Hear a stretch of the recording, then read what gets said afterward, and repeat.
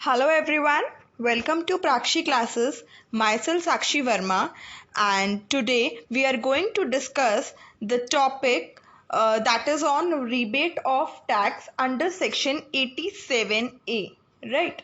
Rebate of tax under section 87A में ये हमारा लेसन नंबर 3 होगा। Lesson number 1 and lesson number 2 की वीडियोस ऑलरेडी अपलोड हो चुकी हैं मेरे चैनल पे प्राक्षी क्लासेस पे। आज ये हमारा लेसन नंबर 3 है।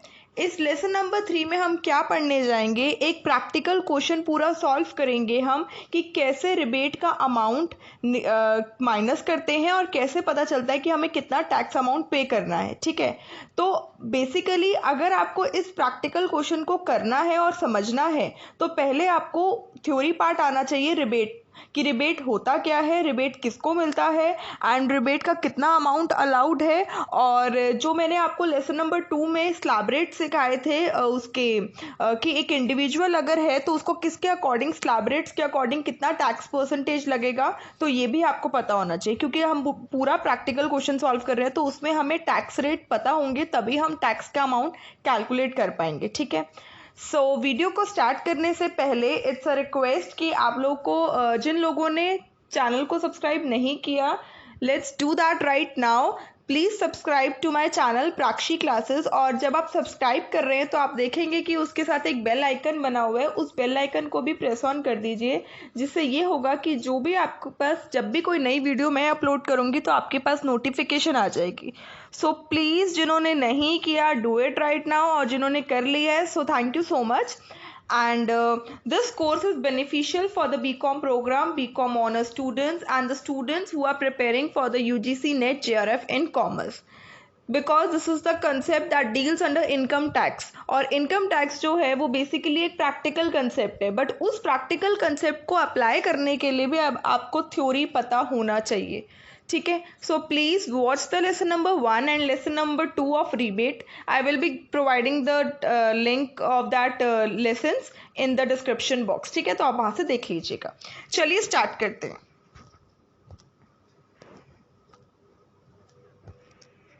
Okay, practical questions related to rebate under section 87A।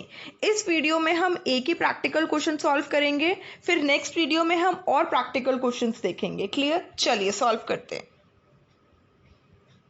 देखिए हमारे पास क्वेश्चन क्या है, from the following information compute the total income and the amount of tax payable by mister Gupta for the assessment year 1920। क्योंकि आपके जो exam point of view से जो हम एक असेसमेंट ईयर के क्वेश्चंस करने हैं वो असेसमेंट ईयर 1920 लेना है। अगर असेसमेंट ईयर 1920 है तो फाइनेंशियल ईयर क्या होगा बेटा, 1819। ठीक है, तो हमें निकालना क्या, हमें दो चीज़ें निकालनी कि टोटल इनकम कितनी है, टोटल इनकम को ही हम क्या बोलते हैं, टैक्सेबल इनकम, और क्या निकालना है, कितना टैक्स मिस्टर गुप्ता को पे करना है। ये दो चीज़ें हमें निकालनी है। ठीक है, अब हमें गिवन क्या है इन्फॉर्मेशन, गिवन इन्फॉर्मेशन पढ़ो। पहला, income from house property computed is equal to 45,000। अगर आप ये देखेंगे कि इनकम फ्रॉम हाउस प्रॉपर्टी ये ब्रैकेट में कंप्यूटेड क्यों दिया हुआ है, क्योंकि बेटा जो आपने जो पिछले सेमेस्टर में आपने जब इनकम टैक्स का कंसेप्ट पढ़ा था तो आपको पांचों हेड्स का कैलकुलेशन करना सिखाया था। तो जब आप अपने इनकम फ्रॉम हाउस प्रॉपर्टी के हेड की बात करते हो तो उसमें आपको बताना होता है कि कितनी इनकम पे टैक्स लगना चाहिए फ्रॉम हाउस प्रॉपर्टी। तो आप यहाँ पे वो पढ़ते हो या तो सेल्फ ऑक्यूपाइड हाउस है या रेंटेड हाउस है। अगर वो सेल्फ ऑक्यूपाइड हाउस है तो उस पे टैक्स नहीं दिया जाता क्योंकि जो उसका जीएवी है वो निल माना जाता है। और अगर आपका रेंटेड हाउस है, इसका मतलब आपने घर जो है वो रेंट पे दिया हुआ है, तो ऑब्वियस सी बात है रेंट पे दिया हुआ है तो रेंटल इनकम आ रही होगी। जो भी रेंटल इनकम आती है उसमें आप municipal value, fair rental value को कंपेयर करते हो, फिर स्टैंडर्ड रेंट को कंपेयर करते हो, फिर आप अपना एक्चुअल रेंट और एक्सपेक्टेड रेंट को कंपेयर करते हो। जो भी हायर वैल्यू आती है उसको आप जेवी मानते हो, ठीक है, ग्रॉस एनुअल वैल्यू। फिर आप एनएवी निकालते हो, उसमें से आप स्टैंडर्ड डिडक्शन माइनस करते हो। तो ये पूरा जो कंप्यूटेशन होता है, जो पूरी कैलकुलेशन होती है, लास्ट में हमें पता चलता है इनकम फ्रॉम हाउस प्रॉपर्टी कितना आया। तो ये कंप्यूटेड का मतलब ही यही है कि ये ऑलरेडी कैलकुलेटेड है। अगर यहाँ कंप्यूटेड नहीं आता ना तो फिर आपको बहुत सारी वो चीज़ें देता, जीएवी देता, सॉरी एक्सपेक्टेड रेंट देता, आपको फेयर रेंटल वैल्यू देता, स्टैंडर्ड रेंट देता, म्यूनसिपल वैल्यू देता, और फिर आपको पहले कैलकुलेट करना पड़ता तो जाके इनकम फ्रॉम हाउस प्रॉपर्टी निकलता है।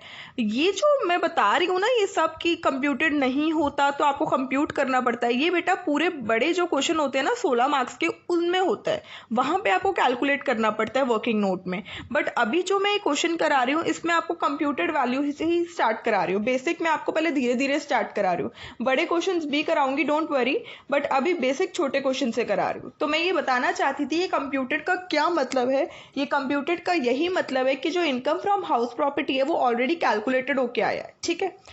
तो दैट मीन्स मेरे को एक हेड की तो इनकम पता चल गई, कितनी है 45,000। अब दूसरा, interest from bank on saving account. आपने बैंक में अपना सेविंग अकाउंट ओपन कर रखा है, उसमें आप पैसा डिपॉजिट करते हैं। उन पैसे पे जो आपने डिपॉजिट किया उस पर आपने इंटरेस्ट कमाया, और इंटरेस्ट कितना कमाया 35,000, ठीक है। अब हो सकता है आपने बहुत ज़्यादा पैसा डिपॉजिट कर रखा है इसलिए इतना इंटरेस्ट बन रहा है। अब यहाँ पे देखो ये कौन से हेड में आएगा बेटा, पहला वाला हेड तो हमारा हाउस प्रॉपर्टी हो गया। ये जो इनकम है ये आपका पीजीबीपी हो नहीं सकता, आपका बिजनेस है नहीं पैसा डिपॉजिट करना बैंक में, हाउस प्रॉपर्टी की इनकम है नहीं, कैपिटल गेन की इनकम है नहीं, सैलरी का पार्ट है नहीं, तो यही बचा क्या, इनकम फ्रॉम अदर सोर्स। इसका मतलब है जो मैंने इंटरेस्ट कमाया बैंक डिपॉजिट पे तो मुझे कितना मिला 35,000, this is my income from other source. ये मेरा सेकेंड हेड हो गया। थर्ड क्या है, लॉन्ग टर्म कैपिटल गेन कितना हुआ है मुझे 2,70,000 रुपए। ये कौन से हेड में आएगा, कैपिटल गेन के हेड में आएगा। फिर spent ₹40,000 on medical treatment of disabled dependent. बेटा यहाँ स्पेंट है, दैट इज एक्सपेंडिचर है, खर्चा है। खर्चा कभी भी आपकी income income from various sources में नहीं आता।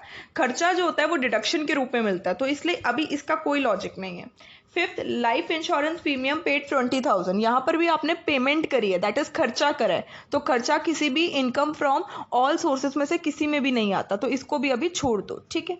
6 point, income from business. Business की इनकम कितनी है 1,00,000 रुपए, तो ये भी आपका क्या है, एक नया हेड। इसका मतलब है आपको 4 हेड से पेमेंट आई है। एक आई है इनकम फ्रॉम बिजनेस 1,00,000, एक आई है इनकम फ्रॉम हाउस प्रॉपर्टी 45,000, एक आई है interest on bank deposit that is income from other sources 35,000, और एक आई है आपके पास कैपिटल गेन, दैट इज ये income from capital gain source से आया है, और ये कितना है 2,70,000, ठीक है। ये मैं इस पे क्यों फोकस कर रही हूँ, ये मैं इसलिए फोकस कर रही हूँ क्योंकि हमें जीटीआई निकालना होता है। What is GTI, gross total income. और ग्रॉस टोटल इनकम कैसे बनता है, 5 हेड्स की इनकम को ऐड करके। अगर आपके पास क्वेश्चन में सिर्फ 2 हेड्स ही दिए हुए हैं, या 3 हेड्स की इनकम दी हुई है, या 4 हेड्स की इनकम दी हुई है, तो ये मत सोचना कि 5वां हेड तो दिया ही नहीं तो इसलिए जीटीआई नहीं निकल सकता। कभी कभार क्या होता है, जीटीआई जो होता है वो होता तो 5 हेड्स की इनकम को ऐड करके, बट यहाँ पे हमें सैलरी का जो हेड है उसकी कोई इनकम ही नहीं दे रखी, तो उसको हम 0 मानेंगे। बात क्लियर, तो उसे कोई मेंशन करने की जरूरत नहीं है। जितने भी आपको हेड्स दिए होंगे उन्हीं की इनकम को ऐड करके आप जीटीआई बना लेते हैं, ठीक है। तो इसका मतलब है अगर आप सॉल्यूशन में आए तो देखें, computation of total income and tax liability, assessment year क्या है आपका 1920, क्लियर। तो बेटा सबसे पहले आपको क्या बनाना है, GTI that is gross total income. तो पहला इनकम फ्रॉम हाउस प्रॉपर्टी 45,000, फिर आपको income from business that is PGBP, PGBP profit और गेन फ्रॉम बिजनेस और प्रोफेशन, ठीक है, ये कितना आया 1,00,000। फिर आपको कैपिटल गेन हुआ तो ये थर्ड हेड है, आपको लॉन्ग टर्म कैपिटल गेन हुए तो 2,70,000। फिर आपको income from other source head से क्या इनकम मिली है, बैंक इंटरेस्ट, कितना है 35,000। इन चारों को अगर आप ऐड करेंगे, ऐड करके ये आपको अमाउंट क्या देगा, ग्रॉस टोटल इनकम देगा, और ग्रॉस टोटल इनकम आपकी कितनी आ रही है 4,50,000। यहां तक क्लियर। तो मेरे पास जीटीआई आ गया जिसे हम बोलते हैं ग्रॉस टोटल इनकम। अब इस जीटीआई में से आप क्या माइनस करते हैं, देखो मैंने लिखा हुआ है लेस, क्या माइनस करते हैं, डिडक्शंस, ठीक है। अब इसके लिए बेटा डिडक्शंस का चैप्टर आपके पास आना चाहिए, आपको पता होना चाहिए कौन से सेक्शन में कौन सी डिडक्शन मिलती है। देयर आर 80C से लेकर 80U तक के डिडक्शंस के वो हैं, सेक्शंस हैं हमारे पास। 80C में कुछ किसी पर्टिकुलर अमाउंट पे डिडक्शन मिलती है, फिर 80DD है, फिर 80CCC है, 80TTA है, 80E है, 80G है, 80GG है। ये सब आपको पता होना चाहिए अगर आपको ये क्वेश्चंस करने हैं तो। असेसमेंट ऑफ टैक्स लायबिलिटी ये तो आपका पूरा एक यूनिट है आपके इसमें 6 सेमेस्टर में, तो प्लीज आपको ध्यान से इसको करके जाना है डिडक्शंस को, ठीक है। ओके, अगर मैं डिडक्शन की बात करूं तो मैं क्वेश्चन पे आ गई। अब क्वेश्चन में देखो बेटा, डिडक्शन हमेशा किस पे दी जाती है, एक्सपेंडिचर पे, दैट इज पेमेंट पे, ठीक है। अब पहले आपको ये देखना होगा कि आपके जो एक्सपेंडिचर्स हैं, जो पेमेंट है, वो कौन कौन सी पेमेंट करी है आपने। तो देखो, income from house properties and income, तो ये तो कट गया। इंटरेस्ट आपने कमाया, ये आपकी इनकम है, ये भी कट गया। लॉन्ग टर्म कैपिटल गेन भी इज ऑल्सो योर इनकम, ठीक है। Spend ₹40,000 on medical treatment of disabled dependent, ठीक है बेटा। ये देखो, जो आपने पैसा स्पेंड करा है इसका मतलब आपने एक्सपेंडिचर किया है किस पे? आप एक एसएससी हो, आपके अंडर एक डिसेबल्ड डिपेंडेंट है, एक डिपेंडेंट पर्सन है जो आप पे डिपेंड करता है और वो बीमार है, डिसेबल्ड है, और उसकी मेडिकल ट्रीटमेंट के लिए आप खर्चा कर रहे हो। आपने कितना खर्चा किया? 40,000। ये जो डिडक्शन मिलती है, डिडक्शन आपको अंडर सेक्शन 80 डीडी मिलती है। और इसमें ये पॉइंट होता है कि आप चाहे जितना भी मेडिकल एक्सपेंडिचर कर लो, यहाँ पे fixed amount of medical treatment का एक्सपेंडिचर डिडक्शन मिलती है। इट इज आइदर 75,000 और 1,25,000। या तो आपको 75,000 की डिडक्शन मिलेगी या 1,25,000 की डिडक्शन मिलेगी। यहाँ तक क्लियर? वो डिपेंड करता है बेटा कि 75,000 की डिडक्शन तब मिलती है जब जो डिसेबिलिटी है, जो वो बंदा जो आप पे डिपेंडेंट है, जो बीमार है, जिसकी मेडिकल ट्रीटमेंट चल रही है, अगर उसकी डिसेबिलिटी मीन ब्लाइंड है या डेफ है या आपका जैसे माइंड में कुछ प्रॉब्लम है या कुछ भी, ठीक है, तो उसमें क्या होता है कि 75,000 की डिडक्शन तब मिलती है जब उसकी डिसेबिलिटी इतनी सीवियर नहीं होती। दैट इज, सीवियर का मतलब होता है आपका जैसे कहते हैं ना 80% से कम प्रॉब्लम है, बट अगर उसकी जो प्रॉब्लम है, डिसेबिलिटी है, अगर 80% से ज़्यादा है, अगर वो ब्लाइंड है तो 80% से ज़्यादा उसकी जो आइज़ है वो ख़राब है, तो तब आपको 1,25,000 की डिडक्शन मिलती है। बट यहाँ पे अगर आप देखें तो यहाँ पे सीवियरिटी के बारे में कुछ नहीं बताया हुआ, तो हम इसका ये मानेंगे कि उसको इतनी ज्यादा प्रॉब्लम नहीं है, डिसेबल्ड है बट ज्यादा नहीं है। तो खर्चा तो आपने 40,000 का करा है, बट आपको डिडक्शन कितने की मिलेगी बेटा? 75,000 की। यहां तक क्लियर? ओके।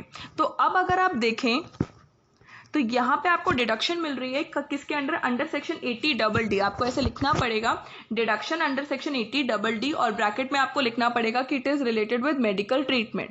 और कितने अमाउंट की डिडक्शन मिली है आपको? 75,000। क्लियर? ओके। अब आगे देखो। अब अगर आप देखें तो आपने लाइफ इंश्योरेंस प्रीमियम पेड की है। जो भी आप अपनी लाइफ से रिलेटेड अपने लिए या अपनी वाइफ के लिए, अपने बच्चों के लिए जो भी आप लाइफ इंश्योरेंस की पॉलिसी लेते हैं और उसके लिए रिलेटेड आप प्रीमियम पे करते हैं, चाहे एनुअली आप पे करें चाहे क्वार्टरली आप पे करें, वो डिपेंड करता है अकॉर्डिंग टू योर फैसिलिटी, ठीक है। तो जो भी हम प्रीमियम पे करते हैं उससे रिलेटेड हमें डिडक्शन मिलती है। ये डिडक्शन हमें कब मिलती है? अंडर सेक्शन 80C में, ठीक है, ये याद रखिएगा। जो भी आप लाइफ इंश्योरेंस प्रीमियम पे कर रहे हैं इसमें आपको अंडर सेक्शन 80C में डिडक्शन मिलती है, और इसमें भी आपका कुछ परसेंटेज ऑफ डिडक्शन मिलती है of the life insurance policy. जितने की आपने पॉलिसी ली है उसके अकॉर्डिंग की परसेंटेज की डिडक्शन मिलती है। बट अगर आप इस पॉइंट में देखेंगे, यहाँ पे आपको कोई अमाउंट नहीं बताया कितने की पॉलिसी कवर लिया आपने, कितना परसेंटेज डिडक्शन मिलना चाहिए, कुछ नहीं बता। तो जितने भी अमाउंट का आपने पेमेंट करी है प्रीमियम, आपको पूरे अमाउंट की डिडक्शन मिल जाएगी। But the thing is that, but limit is that कि जो 80C में जो डिडक्शन का मैक्सिमम अमाउंट है वो कितना है? 1,50,000। 1,50,000 से ज्यादा आप डिडक्शन अंडर 80C अवेल नहीं कर सकते, ठीक है। तो लाइफ इंश्योरेंस प्रीमियम की जो डिडक्शन मिलेगी वो आपको डिडक्शन मिलेगी अंडर सेक्शन 80C, और जितना भी अमाउंट आपने लाइफ इंश्योरेंस प्रीमियम के लिए पे किया। तो देखो, deduction under section 80C LIP life insurance premium, और कितना अमाउंट है? 20,000।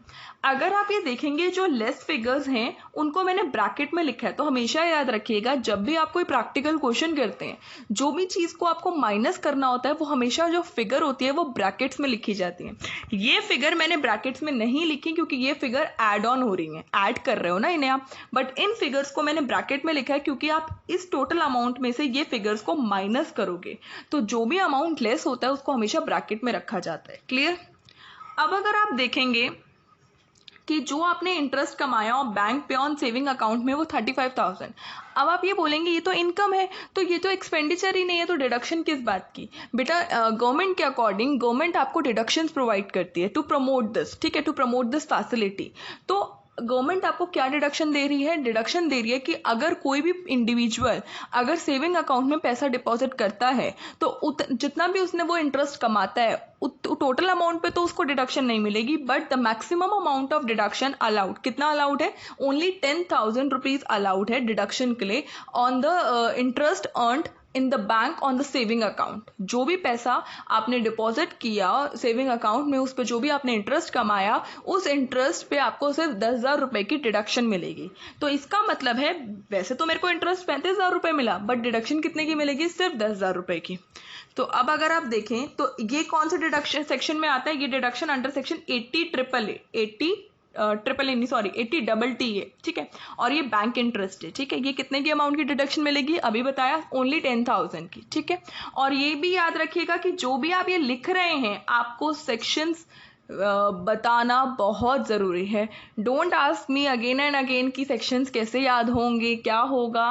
बेटा याद आप ही को करने हैं, और याद भी करके, हाँ ये कह सकती हूँ मैं कि डिडक्शंस के जो सेक्शंस होते हैं वो बहुत इंपॉर्टेंट होते हैं, वो तो याद करके जाना। बट बाकी सारे सेक्शंस आई नो आप लोग इतना नहीं याद कर पाओगे, तो बाकी सारे सेक्शंस में से जो इंपॉर्टेंट सेक्शंस हैं, जैसे आप हाउस प्रॉपर्टी में इनकम फ्रॉम हाउस प्रॉपर्टी को कैलकुलेट करते हो तो उसका सेक्शन याद रखना।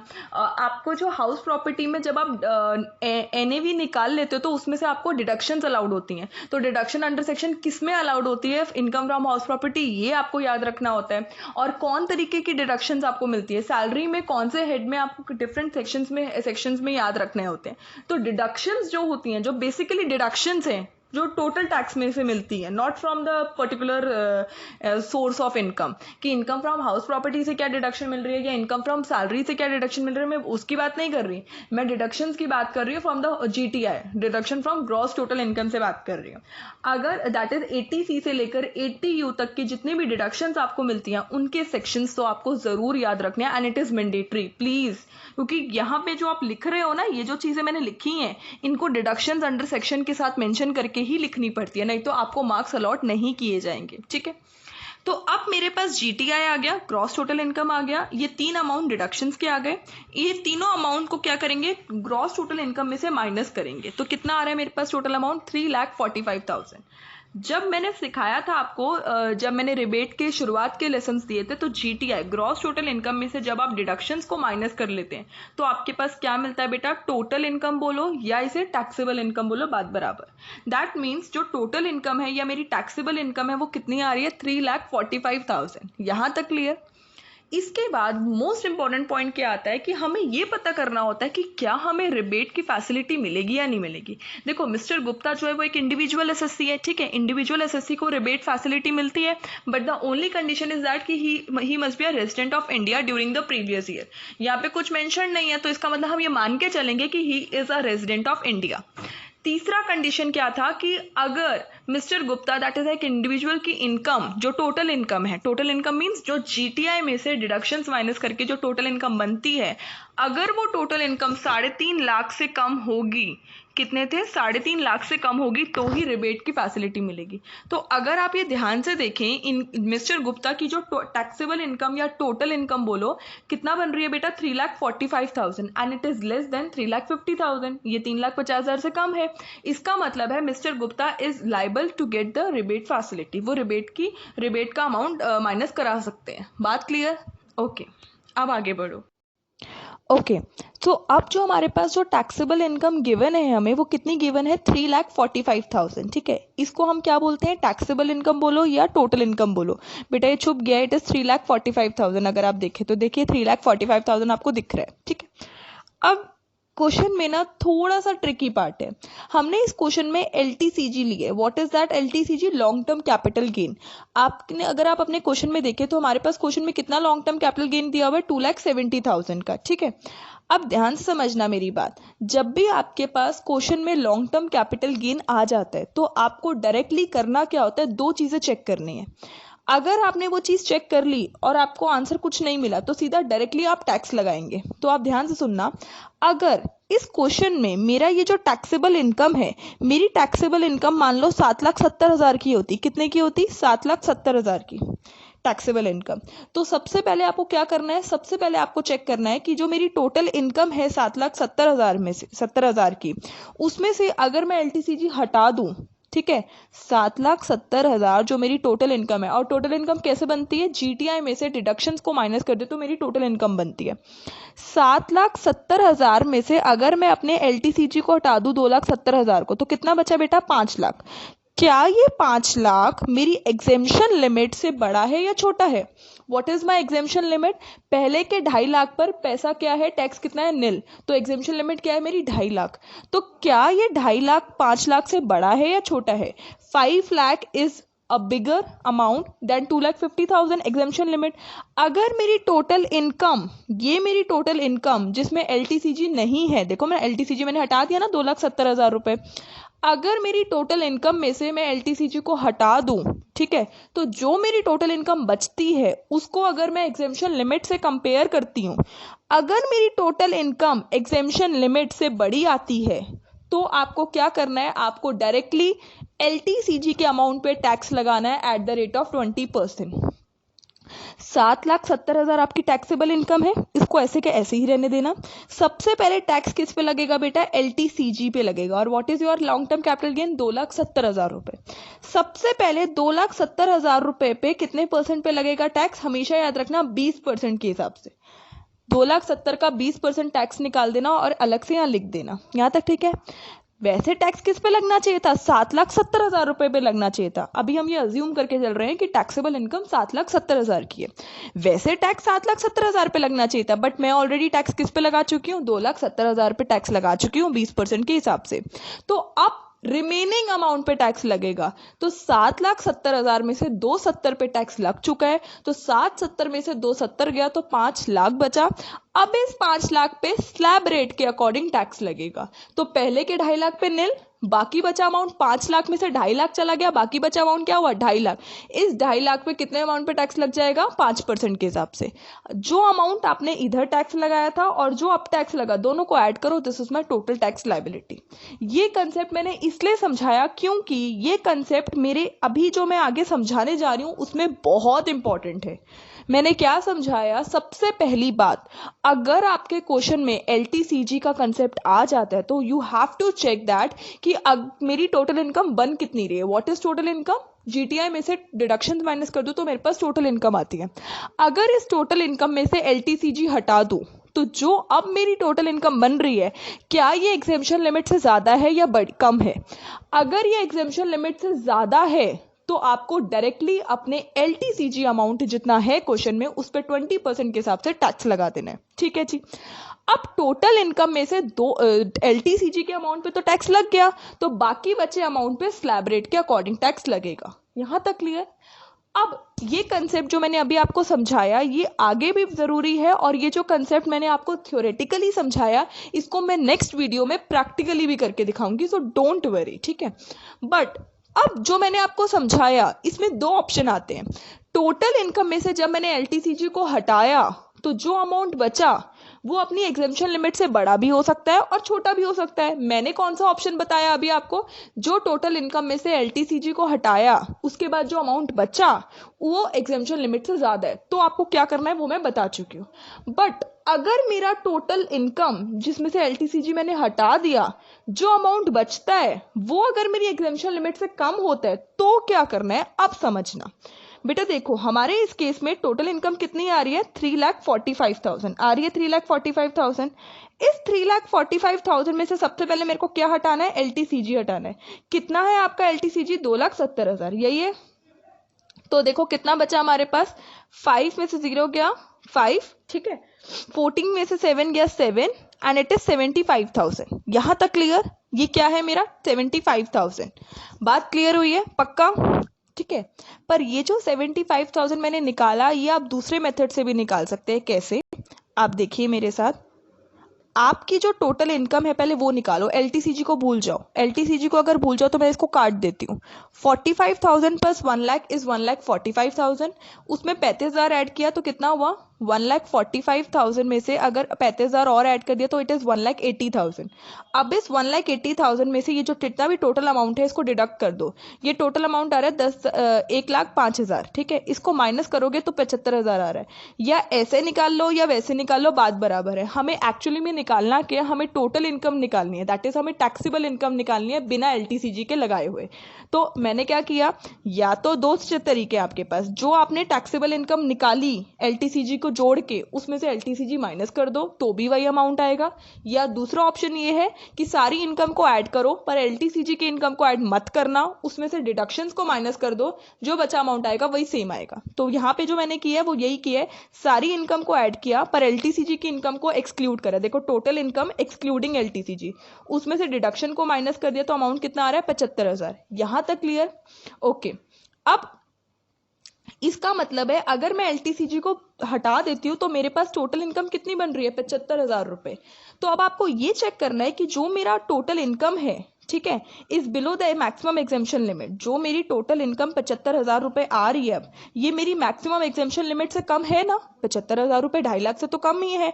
तो कितने से कम है? 2.5 लाख रुपए में से अगर मैं 75,000 को माइनस करती हूँ तो कितना आ रहा है 1,75,000। यहां तक क्लियर?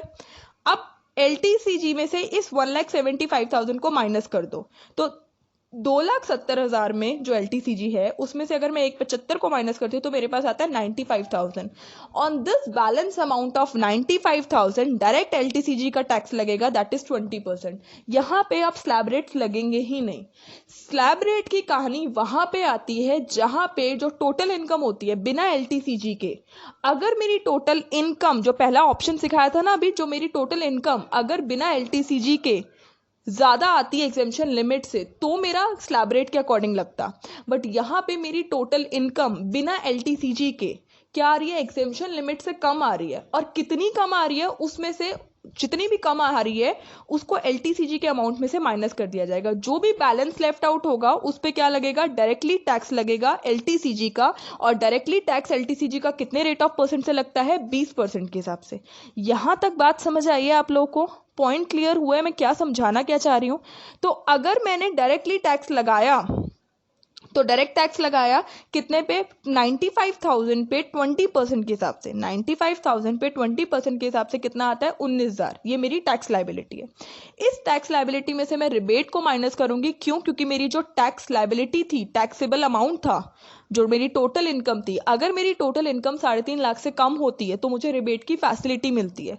तो 3.5 लाख से कम है, 3,45,000, 3,50,000 से कम है, ठीक है, तो रिबेट कितने की मिलती है बेटा? 2,500 रुपए की टोटल अमाउंट पे 2,500 अप टू 2,500। 19,000 में से अगर मैं 2,500 को माइनस करूं तो कितना आता है? 16,500। तो ये मेरी टैक्स अमाउंट है। अब इस टैक्स अमाउंट में आप क्या ऐड करते हैं? Education cess. 4% का जो एजुकेशन सेस लगता है वो हमेशा याद रखना इस अमाउंट पे लगेगा, ना कि इस अमाउंट पे। क्योंकि जो 19,000 का अमाउंट था उसमें से आप रिबेट फैसिलिटी अवेल कर रहे हो, जो अब बचा अमाउंट है उसी पे आप एजुकेशन सेस लगाते हो। तो इसका मतलब है जो 16,500 पे अब 4% के हिसाब से एजुकेशन सेस लगेगा। 16,500 का अगर मैं 4% निकालती हूँ तो इट इज 660। दोनों को ऐड किया तो मेरे पास कितना आ रहा है? 17,160, that is 17,160 rupees. This is my total tax amount जो पेबल है। बात क्लियर हुई है? मैं दोबारा समझा रही हूं मैंने क्या किया है। अगर आपका जो टैक्सेबल अमाउंट है, दैट इज टोटल इनकम, अगर आपकी टोटल इनकम में से LTCG को हटा दिया जाए, जो अमाउंट बचता है उस अमाउंट को आप अपने एग्जेम्पशन लिमिट से कंपेयर करोगे। और एग्जेम्पशन लिमिट क्या है? 2.5 लाख इंडिविजुअल के लिए, जिसकी एज बिलो 60 ईयर्स है। अभी हम वो वाले क्वेश्चंस कर रहे हैं। अगर मेरी जो टोटल इनकम में से LTCG हटने के बाद अमाउंट आता है उसको मैं एग्जेम्पशन लिमिट से कंपेयर करती हूँ, अगर वो अमाउंट ज्यादा है एग्जेम्पशन लिमिट से तो केस अलग हो जाएगा, जो केस हम नेक्स्ट वीडियो में करेंगे। बट अगर मेरी टोटल इनकम में से LTCG को मैं माइनस करके जो अमाउंट आता है वो मेरी एग्जेम्पशन लिमिट से कम है, तो मुझे क्या करना होता है? मुझे सबसे पहले ये चेक करना होता है कि जो मेरी टोटल इनकम जो है जिसमें से LTCG हट गया वो बन क्या रही है। ठीक है, तो यहाँ पे 75,000 बन रही थी।